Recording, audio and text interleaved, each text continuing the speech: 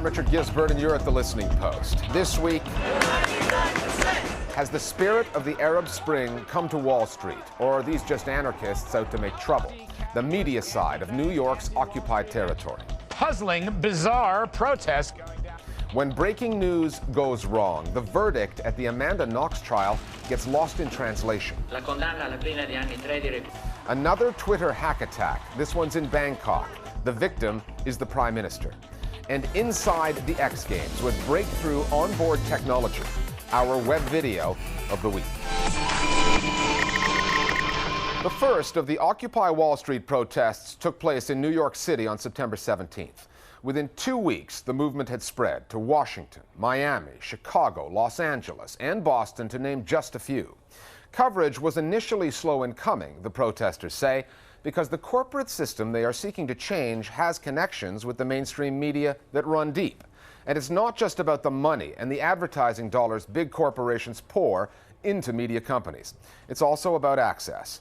Media outlets rely on access to big industry names for the information they need, and that can have a compromising effect on their journalism. Our starting point this week is in Lower Manhattan, Wall Street, where protesters have finally attracted the cameras and now find themselves with a new challenge: getting a fair shake from the reporters and news organizations entrusted with telling their story. If they were out to attract news coverage, the Americans who invested time and energy into the first wave of the Occupy Wall Street protests would have been disappointed with the immediate returns. Their stock within the media was low. Initially, the mainstream media coverage was largely non-existent. Media interest started to pick up slowly the first week. They are demanding change, but by design, they have no set plan or end goal in mind. The one thing they don't have, a clear focus. I think the reason why the media dismissed it at first is because there have been several permutations of protest over the last couple of years, and none of them have really stuck. This remains a grouping of people without a particularly clear strategy. And then when the protesters didn't leave, that's when the media kind of came along. It really didn't start to become significant until after the police were very aggressive with a protest march. Police were grabbing people for absolutely no reason. And many people around the world saw footage of police attacking protesters. News organizations love to cover news. It's news when protesters get pepper sprayed. It's news when protesters get arrested. Police swinging batons and using pepper spray to fight back the crowd. It's much harder to report on a massive nationwide debt problem. In that sense, no single protester has done for this movement what one policeman did with a can of pepper spray. Attracting coverage is one thing. Getting fair coverage is another. The basic message from the streets is that big money corporations corrupt U.S. politics. And 1% of Americans hold 42% of the country's wealth. And that message has not gone down well with some journalists on the business beat.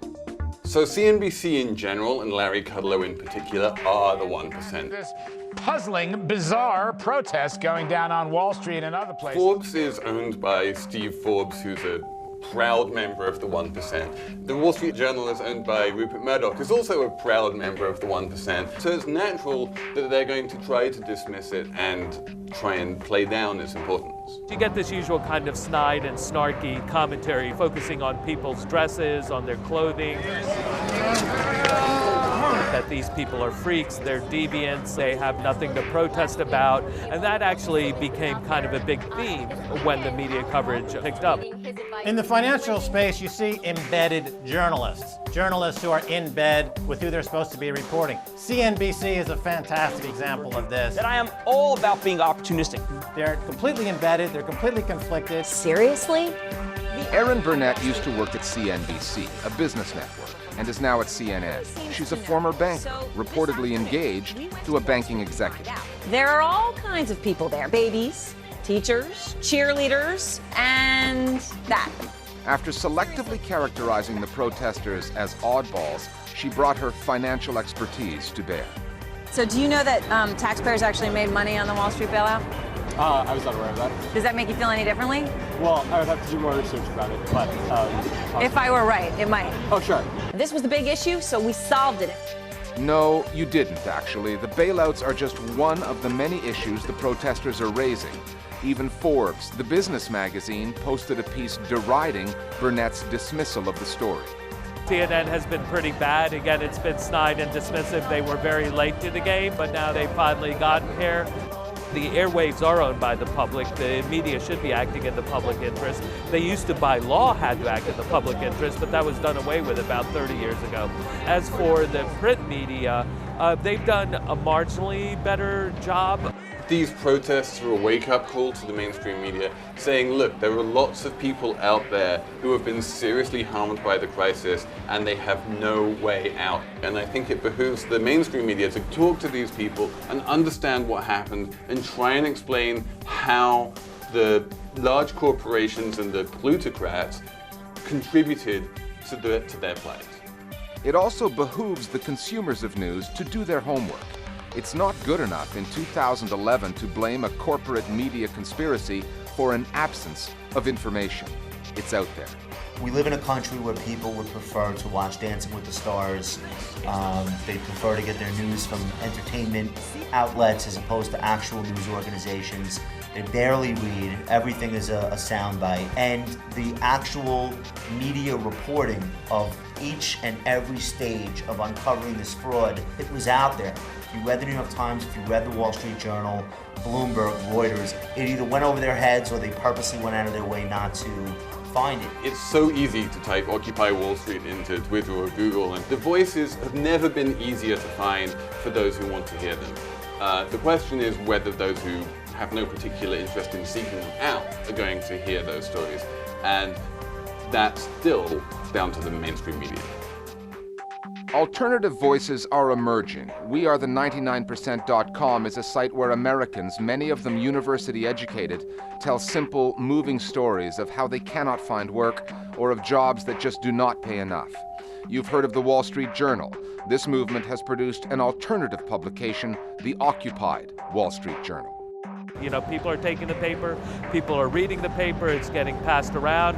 One of the funniest things is this is a protest in many ways against capitalism. The space is a non-commodified space, and people are turning the paper into a commodity. They're selling it on eBay. The other risk, of course, is that if they do get a lot of media coverage, the movement will be co-opted by corporate America, and all those images and that grassroots movement will be turned into an advertising campaign for some consultancy somewhere. The same thing we saw happen during the 60s when the mass movement of that time, anti-war movement, became the rallying cry for brands like Coca-Cola and Levi's. The commodification of an alternative newspaper or an entire movement. A few people might even make some money, but they will still be a long way from moving up into the other 1%. That's the bottom line. Our Global Village Voices now on the reporting of the Wall Street protests. It's hard to remember a protest movement in the United States in recent years that has gotten so much coverage. For instance, how many people remember that on May 12th of this year, 20,000 people marched on Wall Street? It's also important to remember that for a nonviolent resistance movement like this, media coverage is something that has to be earned, in a sense. You're calling upon the mainstream media to go against its grain, to resist the powers that, in fact, own it.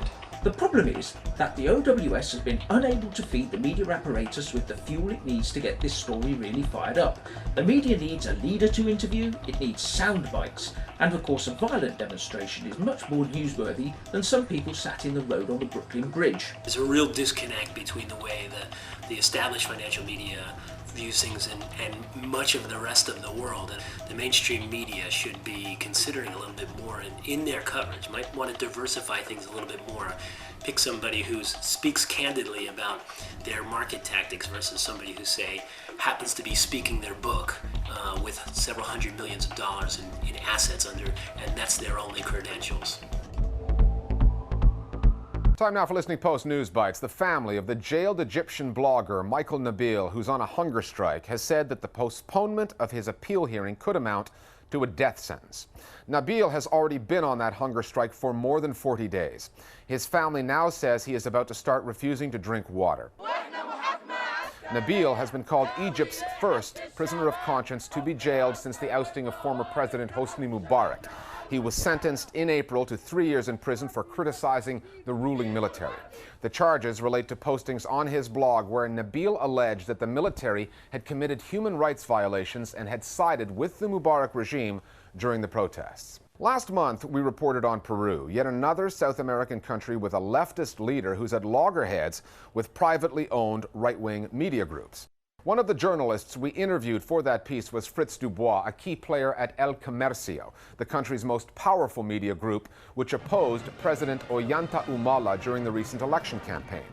In that report, Du Bois expressed concerns about how Humala's government would deal with critical voices in the media. Now Du Bois has been handed a 2-year suspended prison sentence for an article that he wrote suggesting that a member of the government benefited from money obtained from a prostitution racket run by a relative.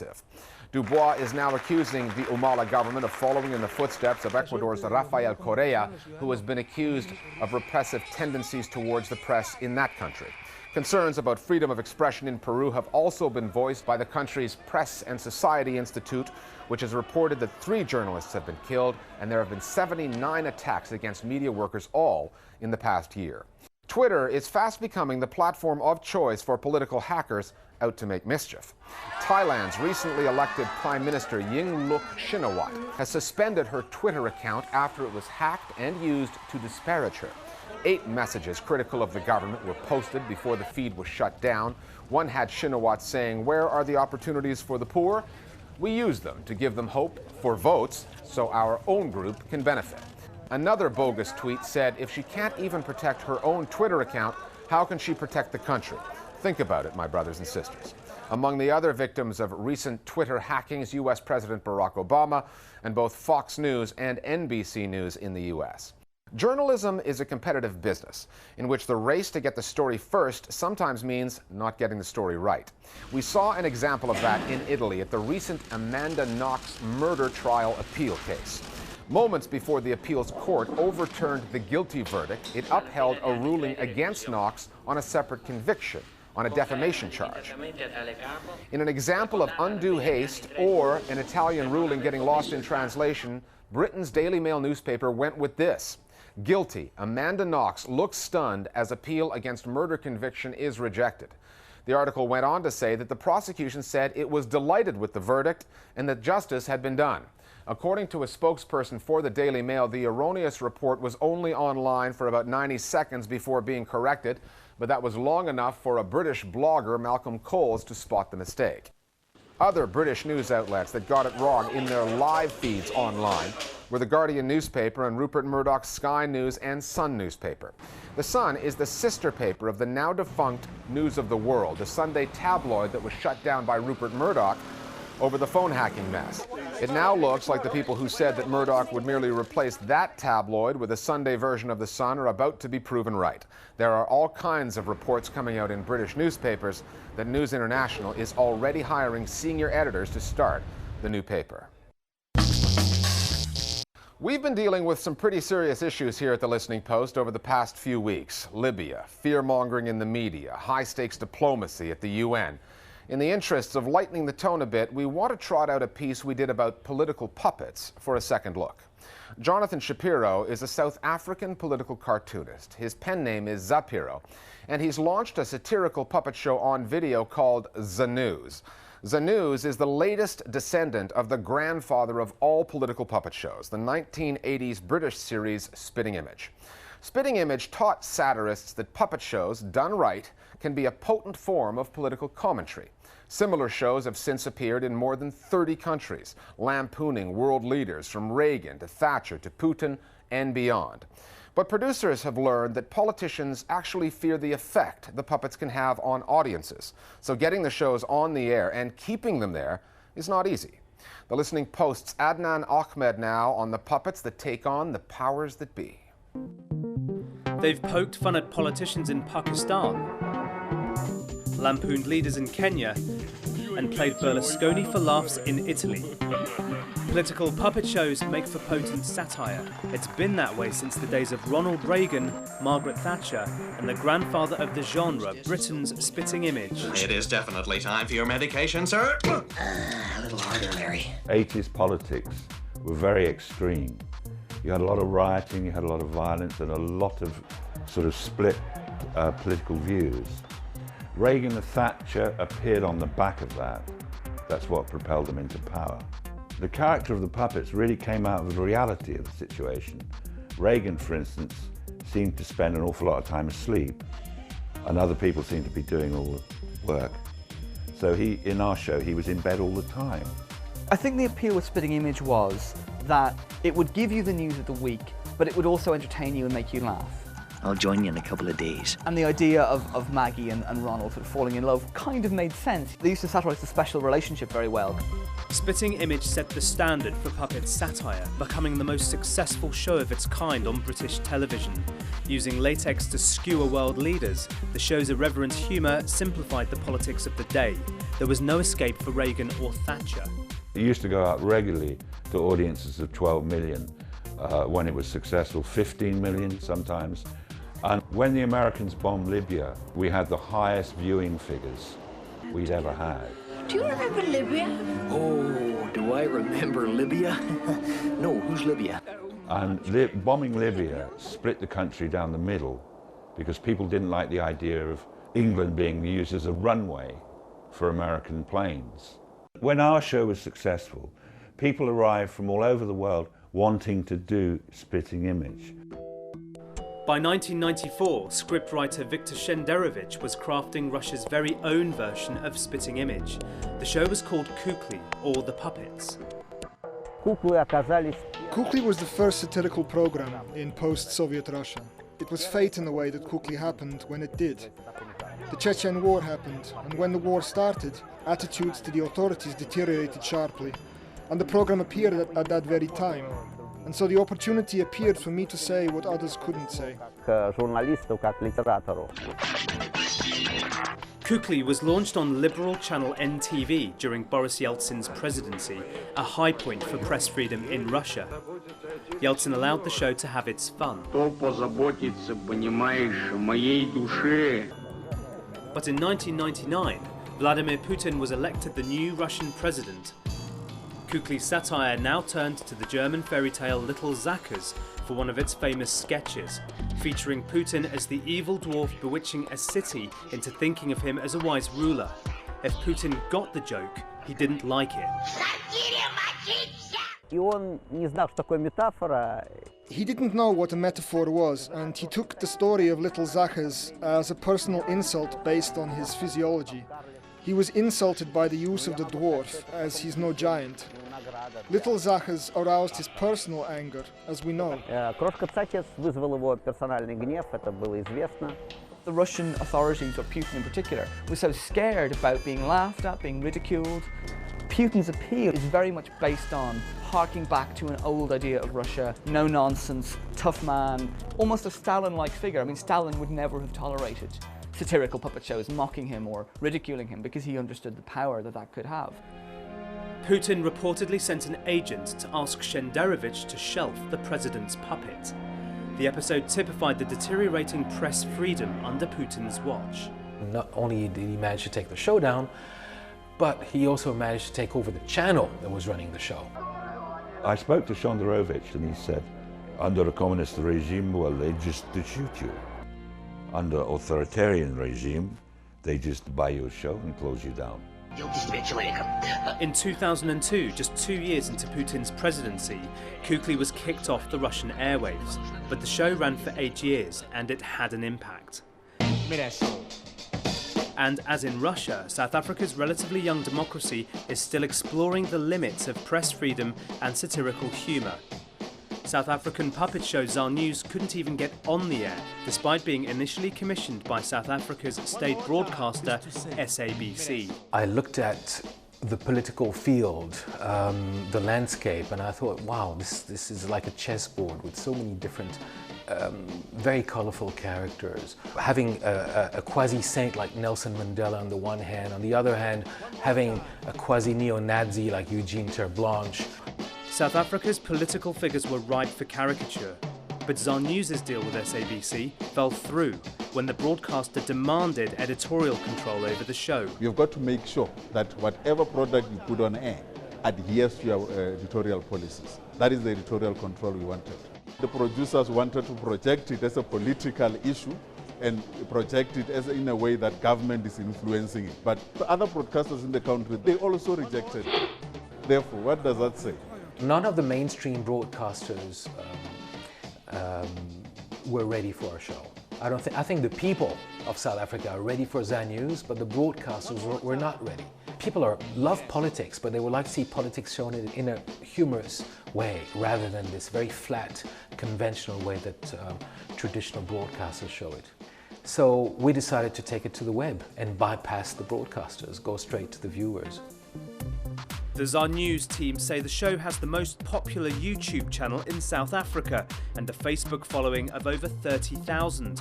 And despite ruffling the feathers of the political bigwigs, satirical puppet shows have appeared in over 30 countries. In the quarter century since the first broadcast of Spitting Image, computer-generated imagery and satirical talk shows have thrived. That was a great one! And like, boom! But good old-fashioned latex somehow connects with viewers in a way other shows have not. I think there's actually a very bright future for political comedy and satire, whether in puppet format or in shows more like The Daily Show, because essentially comedy forces you to cut out all the boring bits and get down to the nub of what's interesting, what's vital. There have been many attempts to replace latex puppets with fantastic digital imagery. And they were very disappointed because the emotions were not carrying through. The latex puppets have got flesh. Kind of forget that they're puppets when you watch a show. There's something magical about them. You leap into a different dimension. More Global Village Voices now on political puppets and the people pulling the strings.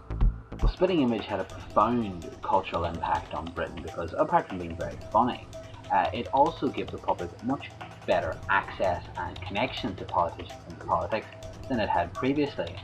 It seems funny that puppets are the ones that make politicians seem more human, but that was very much the case. In its purest form, a puppet is a mask, and rather than being ominous, puppets tend to be rather silly, which is usually a good thing to be, for while the rich and powerful might attack and denounce a man who enters the public forum to denigrate one of their number, they are far less likely to do so if the perpetrator of their ridicule is a rather foolish-looking puppet, because you are never going to win an argument with a puppet.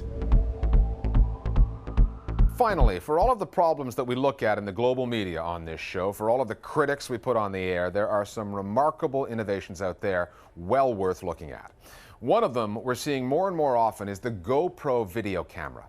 It's tiny, has no zoom capability, but it produces incredible pictures, and its size allows it to be used in all kinds of ways. Best of all, it's cheap.